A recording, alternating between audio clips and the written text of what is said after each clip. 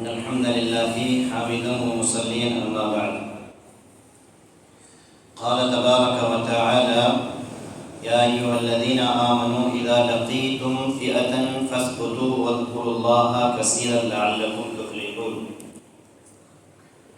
ابھی ہم نے تراویح کی نماز میں 10ویں پارہ تلاوت کیا ہے۔ رب کریم سے دعا کرتے ہیں کہ الہی تو ہمارے قیام اللیل کو قبول فرما۔ ابتدائی پارہ میں اللہ رب العالمین نے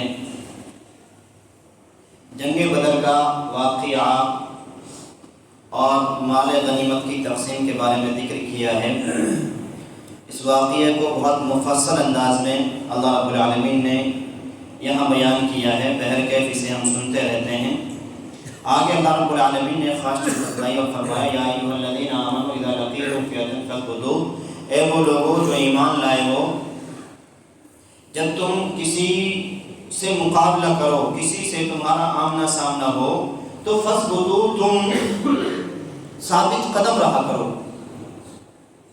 اس میں اللہ رب العالمین لڑائی اور جھگڑے کی طرف نہیں بلا رہا ہے، نہیں اس کی دعوت دے رہا ہے، مگر کبھی ایسے حالات پیدا ہو جائیں اور معاملات مسائل کا سامنا ہو تو فرمایا کہ فاثبتوا، تم جو ہے ثابت قدم رہا کرو، اور فرمایا واذکروا اللہ کثیرا، اور تم خوب اللہ تعالیٰ کا ذکر کیا کرو۔ اس آیت کریمہ میں جو بتلانے کا مقصد ہے وہ یہ ہے، انسان پریشانی کے عالم میں ہے اور مصیبتوں میں کھڑا ہے، اللہ رب العالمین کہہ رہا ہے کہ تم خوب اللہ تعالیٰ کا ذکر کرو۔ خوب اللہ رب العالمین کا ذکر کرو گے تو کیا فائدہ ہوگا؟ فرمایا لعلکم تفلحون، تم لوگ کامیاب ہو جاؤ گے۔ امید ہے کہ تم لوگ کامیاب ہو جاؤ۔ اللہ رب العالمین کا ذکر کرنا یہ انسان کی اس چیز کی پہچان ہے کہ اللہ رب العالمین کی طرف سے وہ بندہ کامیاب ہونے والا ہوتا ہے۔ مسائل اور پریشانیاں جس موڑ پہ، جس قدم پہ جتنی زیادہ ہوں، انسان اسی قدر زیادہ اللہ رب العالمین کا ذکر کرے، اٹھتے بیٹھتے چلتے پھرتے اپنے اللہ کے ذکر کو اپنی زبان پر رکھے تو انسان پریشانیوں سے نجات تو پا ہی جاتا ہے، پلس پوائنٹ یہ ہوتا ہے کہ وہ کامیاب بھی ہوتا ہے۔ اور فرمایا وَأَطِيعُوا اللَّهَ وَرَسُولَهُ وَلَا تَنَازَعُوا، تم اللہ رب العالمین کی اطاعت کرو اور رسول کی اطاعت کرو، وَلَا تَنَازَعُوا، اور آپس میں جھگڑو نہ، آپس میں مختلف نہ ہو جاؤ، آپس میں تمہارے دلوں میں دوریاں پیدا نہ ہو جائیں۔ فرمایا اگر ایسا ہوا فَتَفْشَلُوا، تو تم لوگ اپنے دلوں میں کمزور ہو کر کے بیٹھ جاؤ گے، تم لوگ تمہارے دل کمزوری کا شکار ہو جائیں گے۔ آیت کریمہ پر غور کرنے کی بات ہے، مسائل اور مشکلات کے سامنا کا ذکر چل رہا ہے۔ اللہ رب العالمین اللہ اور اس کے رسول کی اطاعت کی طرف دعوت دے رہا ہے اور کہہ رہا ہے کہ آپس میں مخالفین نہ بن جاؤ، آپس میں جھگڑے نہ کرو، آپس میں لڑائی جھگڑوں سے بچ کر کے رہو، ایک دوسرے سے مل کر کے رہو۔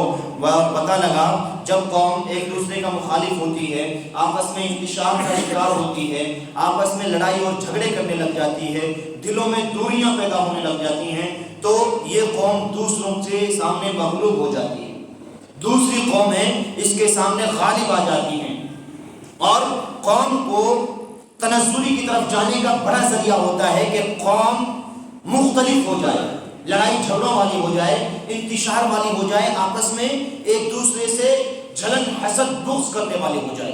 لہٰذا اس بیماری کو بہت جلد اپنے سے دور کرنے کی ضرورت ہے۔ جہاں کہیں جس طریقے سے جس عالم کے دلوں میں ایک دوسرے کے لیے فساد ہو، بگاڑ ہو، ایک دوسرے کے برے چاہنے کے خیالات ہوں، ایک دوسرے کے لیے انتشار اور بغض و عداوت ہو، اسے بہت جلد اپنے دلوں سے ختم کرنے کی ضرورت ہے۔ فرمایا اگر تم انتشار میں پڑ جاؤ گے تو تم لوگ کمزور پڑ جاؤ گے، وَتَذْهَبَ رِيحُكُمْ، اور تمہاری ہوا اکھڑ جائے گی۔ إِنَّ اللَّهَ مَعَ الصَّابِرِينَ، اور فرمایا کہ صبر کرتے رہو، بے شک اللہ تعالیٰ صبر کرنے والوں کے ساتھ ہے۔ یہی چیز اللہ رب العالمین نے آگے ارشاد فرمائی اور فرمایا کہ اے نبی صلی اللہ علیہ وسلم، اگر آپ ان لوگوں کے دلوں کو ملانے کے لیے زمین اور زمین میں جو کچھ ہے سب کو خرچ کر دیں تو نہیں ملا پاتے۔ وَلَكِنَّ اللَّهَ أَلَّفَ بَيْنَهُمْ، لیکن اللہ رب العالمین نے لوگوں کے دلوں میں الفت ڈال دی، محبت ڈال دی۔ محبت کس طریقے کی ڈال دی؟ جب تک صحابہ مسلمان نہیں ہوئے تھے اور اہل ایمان نہیں تھے، یہ لوگ ایک دوسرے کے بہت بڑے دشمن ہوا کرتے تھے، بہت بڑے مخالفین ہوا کرتے تھے، ایک دوسرے کے لیے لمبی جنگیں کرنے کے لیے تیار ہوا کرتے تھے۔ لیکن جیسے ہی یہ لوگ ایمان لائے تو ایسا اسلام کا ان کو پیغام ملا، امن اور شانتی کا پیغام ملا کہ یہ دو ایک دوسرے کے لیے اپنی جانیں دینے کے لیے تیار ہو گئے۔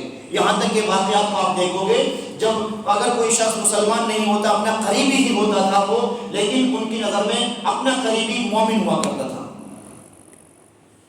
جب مکہ سے مدینہ کی طرف مہاجرین ہجرت کر کے گئے تو آتا ہے کہ مہاجرین کے لیے انصار کے جو صحابی تھے، مدینہ کے جو صحابی تھے جن کو انصار کہا جاتا ہے، انہوں نے اپنے مال اور دولت میں تو حصہ دیا، بلکہ ایسا بھی آیا کہ اگر کسی کے پاس 2 بیویاں تھیں تو انہوں نے ایک کو طلاق دی اور دوسرے بھائی کے لیے کہا کہ ان سے نکاح کرو۔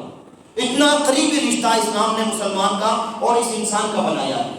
اب آپ اندازہ کریں اسلام اس چیز کو کیسے برداشت کر سکتا ہے کہ ایک دوسرے کا مخالف بن کر کے لوگ ایک ہی سماج میں رہیں۔ سماج میں اسلام امن کا پیغام دیتا ہے اور شانتی کا درس دیتا ہے اور بتاتا ہے کہ مل جل کر کے رہنا تمہاری بہت بڑی طاقت ہے، لہذا اس طاقت کو اپنانا ہمارا پہلا فریضہ ہے اور پہلی ذمہ داری ہے کہ ہم اس طاقت کو اپنانے کی کوشش کریں اور کوشش کریں کہ ان معاملات میں ہم کسی دوسری قوم کو موقع نہ دیں کہ وہ ہمارے درمیان کسی بھی طریقے کی دخل اندازی کرے۔ آگے اللہ رب العالمین نے سورہ توبہ اور سورہ توبہ میں ایک آیت کریمہ جس کو لوگ آج بہت برے انداز سے پیش کرتے ہیں اور کہتے ہیں کہ مسلمانوں کو درس دیا جاتا ہے کہ مسلمانوں کو جہاں کافر ملے ان کو مارو جھگڑو، مارو پیٹو، ختم کرو، اور اسی کے بارے میں لوگوں کا خیال ہوتا ہے کہ نہیں اسلام بڑی بیکار دھرم ہے، بیکار مذہب ہے اور لوگوں کو غلط دعوت دیتا ہے، مارنے پیٹنے کی دعوت دیتا ہے۔ فَإِذَا انْسَلَخَ الْأَشْهُرُ الْحُرُمُ فَاقْتُلُوا الْمُشْرِكِينَ، کہا اللہ رب العالمین نے کہ جب حرمت کے مہینے چلے جائیں تو مشرکین کو قتل کرو، حیث وجدتموہم، جہاں پاؤ۔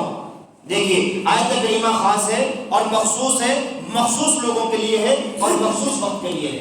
حالات وہاں اس طریقے کے تھے کہ اس طریقے کے معاملات بیان کیے جائیں اور لوگوں کے سامنے آئیں، اس لیے مشرکین مکہ کے لیے اللہ رب العالمین نے یہ آیت خاص کی ہے، ورنہ اس سے اگلی آیت کریمہ میں اللہ رب العالمین خود کہتا ہے وَإِنْ أَحَدٌ مِّنَ الْمُشْرِكِينَ اسْتَجَارَكَ فَأَجِرْهُ حَتَّى يَسْمَعَ كَلَامَ اللَّهِ، اگر ان میں سے کوئی بھی تمہارے پاس پناہ چاہتا ہے، امن چاہتا ہے، تو اس کو اپنے پاس امن کی جگہ پر رکھو، حَتَّى يَسْمَعَ كَلَامَ اللَّهِ، یہاں تک کہ وہ اللہ کے کلام کو سنے۔ آپس میں بگاڑ کیا ہے؟ ہم اللہ کے کلام کو ماننے والے، اللہ کی بات کو ماننے والے، مخالفین کا یہ دعویٰ کہ ہم اللہ کو نہ ماننے والے یا ہم اللہ کا انکار کرنے والے، ان کو ایسی جگہ امن کے ساتھ رکھو، سکون کے ساتھ رکھو کہ یہ اللہ کے کلام کو سنیں تو صحیح، اور جب کبھی اللہ کے کلام کو سنیں گے تو اللہ کے کلام میں وہ تاثیر ہے جو حقیقت کو اور سچائی کو پیش کرتا ہے اور بیان کرتا ہے اور لوگوں کے دلوں پر قبضہ کرتا ہے، لوگوں کے دلوں پر قبضہ کرتا ہے اور لوگوں کے دلوں کو جیتنے کی کوشش کرتا ہے۔ آگے اللہ رب العالمین نے کچھ ایسی چیزیں بتلائیں جو انسان کی بڑی محبوب ہوا کرتی ہیں اور بڑی عزیز ہوا کرتی ہیں۔ اللہ رب العالمین نے ان کو جائز بھی کہا ہے اور کہا ہے کہ تمہاری زندگی کے سامان ہیں اچھے سے برتو، لیکن حدود کو بتلا رہا ہے۔ کہا اللہ رب العالمین نے قُلْ إِنْ كَانَ آبَاؤُكُمْ وَأَبْنَاؤُكُمْ وَإِخْوَانُكُمْ وَأَزْوَاجُكُمْ وَعَشِيرَتُكُمْ، اے نبی صلی اللہ علیہ وسلم آپ ان سے کہہ دیجئے کہ تمہارے باپ، تمہاری اولاد، تمہارے بھائی، تمہاری بیویاں، وعشیرتکم اور تمہارے قبیلے، واموال اقترفتموها اور تمہارے اموال جو کمائے ہوئے ہیں، جو تم نے کمائے ہیں، تمہارے مال جو تمہاری کمائی ہے، وتجارت تخشون کسادها اور وہ تجارت جس کو تم کم ہونے سے، جس کے گھاٹے سے تم ڈرتے ہو، ومساکن ترضونها احب الیکم اور تمہاری مسکن گاہ، تمہاری بلڈنگیں جو تمہیں عزیز ہیں، جن سے تم راضی رہتے ہو، جو تمہاری پیاری ہیں، یہ ہونی چاہیے، لیکن کس قدر ہونی چاہیے؟ اللہ رب العالمین نے فرمایا احب الیکم من اللہ ورسولہ، اگر یہ تمہیں اللہ اور اس کے رسول سے زیادہ محبوب ہیں، تمام چیزیں، باپ ہیں، بیٹے ہیں، بھائی ہیں اور بیویاں ہیں اور اسی طریقے سے کنب قبیلے ہیں اور مال ہیں، تجارت ہیں، بلڈنگیں ہیں، گھر اور مکان جو بھی ہیں، اگر یہ اللہ اور اس کے رسول سے زیادہ محبوب ہیں اور اللہ کے راستے سے زیادہ محبوب ہیں اور اللہ کے راستے اسی طریقے سے جہاد سے زیادہ محبوب ہے. فتربصوا حتی یاتی اللہ بامرہ، تو تم انتظار کرو اس وقت کا کہ اللہ رب العالمین تمہارے اوپر اپنا عذاب بھیج دے. دیکھیے اللہ رب العالمین نے جائز کہا ہے اور ضروری قرار بھی دیا ہے، انسان کا ان کے بغیر چارہ نہیں ہے، لیکن کتنی حیثیت ہونی چاہیے، کتنا مقام ان کا ہونا چاہیے، کس قدر یہ عزیز ہونی چاہیے. فرمایا اگر یہ کہیں بھی اللہ اور اس کے رسول کی محبت کے بیچ آتے ہیں، ان کے بیچ میں درار پڑتے ہیں، تو تمہیں ضرورت اس بات کی ہوتی ہے کہ تم ان چیزوں کو لات مار کر کے اللہ اور اس کے رسول کو اپناؤ. ہم ایسا کرتے ہیں؟ نہیں ہوتا ہے، ایسا ہونا چاہیے. فرمایا ڈرو اس وقت سے جب اللہ رب العالمین کا عذاب تمہیں آ پکڑے.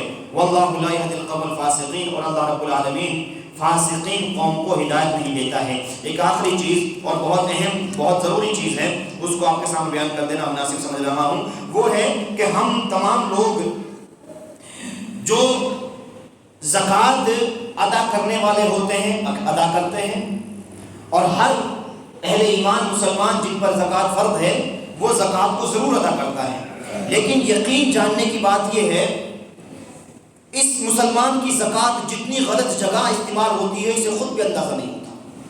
اسے یہ محسوس نہیں ہوتا کہ میں نے پیسہ کمایا اللہ کے حکم کے مطابق اور میں اللہ کے حکم کے مطابق اسے خرچ کر رہا ہوں، تو مجھے کہاں خرچ کرنا چاہیے، احساس نہیں ہوتا ہے.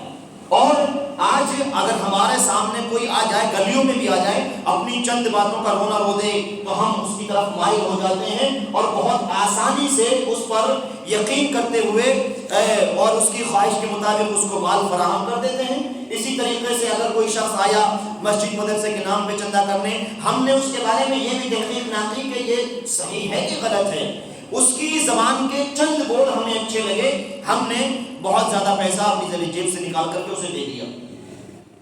آپ غور کریں، کیا اسی طریقے سے اپنے مال کو خرچ کیا جا سکتا ہے؟ کہیں بھی کسی کو بھی دے دو. اگر یہی مسئلہ کمانے کا ہے تو انسان کما کر کے کرے گا کیا؟ اگر مال میں زکوٰۃ فرض ہے تو زکوٰۃ کو دینے کے مستحقین اللہ رب العالمین نے قرار دیے ہیں کہ زکوٰۃ کو کہاں خرچ کیا جائے گا. عام ہر جگہ نہیں کیا جا سکتا. اور حقیقت یہ ہوتی ہے جو لوگ زکوٰۃ کے حقدار ہوتے ہیں وہ زکوٰۃ لینے سے بھی شرماتے ہیں اور اپنے پڑوسیوں کو، اپنوں کو اور برابر کے لوگوں کو یہ محسوس تک بھی نہیں ہوتا کہ ہمارے پڑوسی یا ہمارے اپنے یا رشتے داروں میں اس قابل بھی ہیں، ایسے بھی کچھ لوگ ہیں کہ وہ غریب ہیں تو ان کی طرف زکوٰۃ پہنچا دی جائے. نہیں، یہ اور لگتا ہے کہ نہیں ہم اپنا پیسہ کیوں دیں گے، اس نے میرے ساتھ ایسا کر رکھا ہے، اس نے ایسا کیا ہوا ہے، نہیں میں اپنا پیسہ اسے نہیں دے سکتا بھلے ہی کہیں بھی کروں. یہ انسان کی نظریات ہیں. فرمایا انما الصدقات للفقراء والمساکین، زکوٰۃ جو ہے فقراء کے لیے اور مساکین کے لیے. فقراء فقیر کو کہتے ہیں، اس شخص کو کہتے ہیں جس کے پاس مال و متاع نہ ہو، کھانے پینے کے لالے ہوں. اور مساکین ان لوگوں کو کہتے ہیں جن کے پاس کھانے پینے کا سامان ہو، کام دھندا بھی ہو، لیکن اس سے ان کے گھروں کے اخراجات مکمل نہ ہو رہے ہوں. بات غور کرنے کی ہے. آپ یہاں پر دیکھیے، ہم ہیں کما رہے ہیں 1 لاکھ روپے مہینہ، ہمارا دوسرا بھائی ہے اس کے بچے کما رہے ہیں 3,000 5,000 10,000 مہینے. اب ہم یہ سوچتے ہیں کہ نہیں اس نے تو مجھ سے 2 سال پہلے ایسا کہا تھا، میں زکوٰۃ نہیں دے سکتا. دینا چاہیے بھائی، اور لینے والے کو لینا بھی چاہیے. یہ اسلام کی بہت بڑی اور بہتر بات ہے کہ اس نے اپنے غریبوں کا خیال رکھا. لینے میں اور دینے میں یہ کوئی ایسا عیب نہیں ہے کہ نہیں ہم اسے استعمال نہیں کر سکتے. یہ ہمارے فائدے کے لیے اللہ رب العالمین نے قرار دیا ہے. اگر زیادہ ہے تو زکوٰۃ تو کم ہے تو لو. فرمایا مساکین والعاملین، اسی طریقے سے عاملین ہوتے ہیں زکوٰۃ کے ادا کرنے والے، زکوٰۃ کو اکٹھا کرنے والے. طریقہ کار ہوتا ہے، ہمارا گاؤں ہے اور پوری جماعت ہے، ایک طریقہ یہ ہونا چاہیے کہ ہم اپنی زکوٰۃ کا پیسہ اپنے کسی ذمہ دار کو سونپیں، ایک ذمہ دار بنائیں اور اس کو سونپیں. اور سونپنے کے بعد اس کو یہ اتھارٹی ہو، یہ حق ہو کہ سامنے والا جہاں پیسہ خرچ کیا جا رہا ہے آپ کے پاس اس کا پروف بھی ہو، آپ کے پاس یہ بھی ثبوت ہو کہ میں کسی کو دے رہا ہوں تو کیوں دے رہا ہوں، کسی کو دے رہا ہوں تو کتنا دے رہا ہوں. اسی طریقے سے کہا اگر ایسے لوگ آپ نے مقرر کیے ہیں تو وہ بھی اس میں سے استطاعت کے مطابق، آپ کے معاملے کے مطابق اس میں سے لے سکتے ہیں، استعمال کر سکتے ہیں، بھلے ہی مالدار ہو. فرمایا یہ طریقہ ہونا چاہیے، اس سے آدمی کا پیسہ صحیح جگہ پہنچتا ہے، اور یوں کبھی کسی نے مانگا سب کے سامنے اس طریقے سے نہیں، بلکہ کہا جا سکتا ہے کہ آپ فلاں جگہ جائیے، فلاں کے پاس جائیے، آپ کو وہاں انشاءاللہ آپ کی ضرورت پوری ہو جائے گی۔ اگر وہ ضرورت کے مطابق اس کو 5,000 دینے ہیں تو 5,000 بھی پہنچ سکتے ہیں، 10 دینے تو 10 بھی پہنچ سکتے ہیں، اور اگر وہ 150 روپے کا حقدار ہے تو اسے وہ بھی پہنچایا جا سکتا ہے۔ لیکن یہاں ہمیں صرف 2 بول کسی کا چلک جائیں۔ ابھی آج ایک تحقیق ہوئی تھی اور کافی حد تک یہ ملا تھا کہ وہ بچپن کا چندہ کرنے والا آدمی ہے اور بڑھاپے تک پہنچ گیا ہے، اور اس کا صرف یہی ہے کہ مدرسے میں 100 روپے لیے تو 10-20 روپے دیے، ورنہ تو وہ بھی نہیں دیے۔ یہ بتاؤ 60% اور 80% جب آدمی اپنی جیب میں رکھے گا تو ہماری زکوٰۃ کا مدرسے میں جائے گا کیا؟ یا کبھی ہم نے خود کوشش کی کہ اہل مدرسے سے ہم یہ رابطہ کریں کہ آپ کے مدرسے میں ہم پیسہ بھیج رہے ہیں اسی طریقے سے، کیا کیا ضروریات ہیں آپ کے مدرسے میں؟ بہرکیف یہ ہونا چاہیے، پیسہ بہت قیمتی ہوتا ہے، یوں ہی گنوانے کی چیز نہیں ہوتی۔